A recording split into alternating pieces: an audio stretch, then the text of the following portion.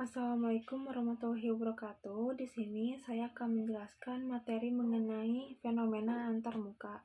Untuk fenomena antarmuka, contohnya seperti ada permukaan, ada fase gas dan fase gas itu fase udara dan fase air.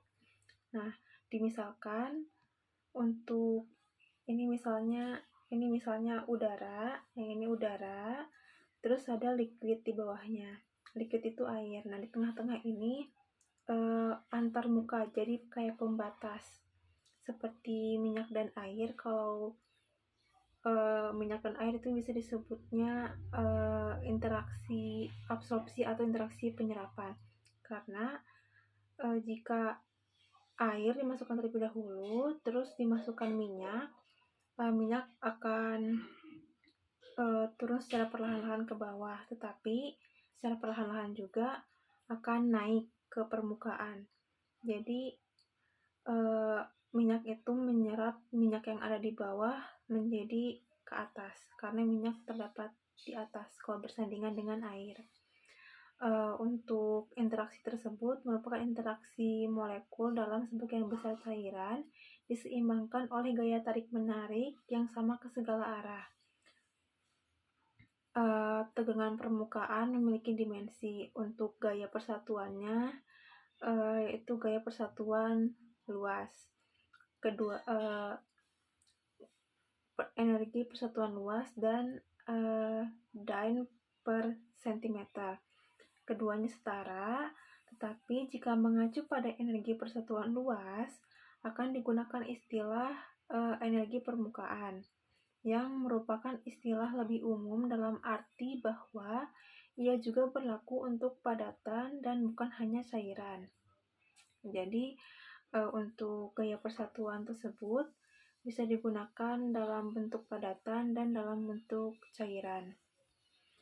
Dalam ilmu material, tegangan merupakan permukaan yang digunakan untuk tegangan permukaan atau energi bebas permukaan. Untuk pembentukan meniskus, yaitu seperti jika air dimasukkan ke dalam tabung dan ditutup, maka air tersebut akan cekung seperti ini. Cekung itu dikarenakan air membasahi permukaan dan menyerap ke samping-samping tabung. Nah, dan jika merkuri yang dikurung dalam tabung, maka merkuri tersebut akan cembung seperti ini. Cembung karena merkuri merupakan pembentukan gaya kohesif dari merkuri. Karena merkurinya cair, jadi terbentuk gaya kohesif. Gaya kohesif terbentuk karena tetesan air cenderung ditarik ke dalam bentuk bola oleh gaya kohesif dari lapisan permukaan. Lalu ada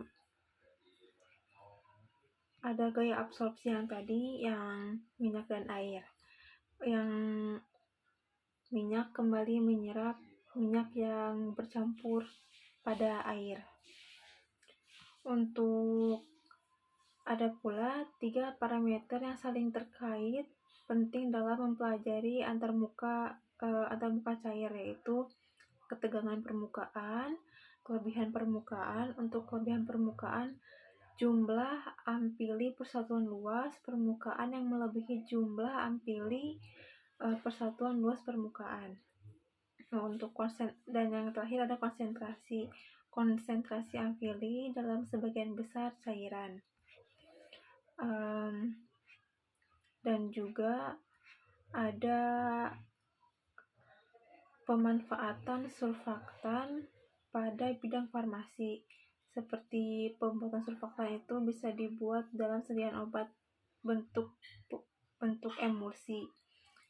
Terus juga ada solubilisasi miselar, lalu ada stabilisasi sistem penghantar obat seperti eh, liposom dan juga bahan pembersih. Bahan pembersih itu seperti sabun, sampo, deterjen, dan seperti sabun cuci piring. Ada juga RHLB mengenai surfaktan. RHLB itu 8 dan surfaktan HLB 10, surfaktan HLB 4. Untuk materi mengenai fenomena antarmuka cukup saja. Terima kasih. Wassalamualaikum warahmatullahi wabarakatuh.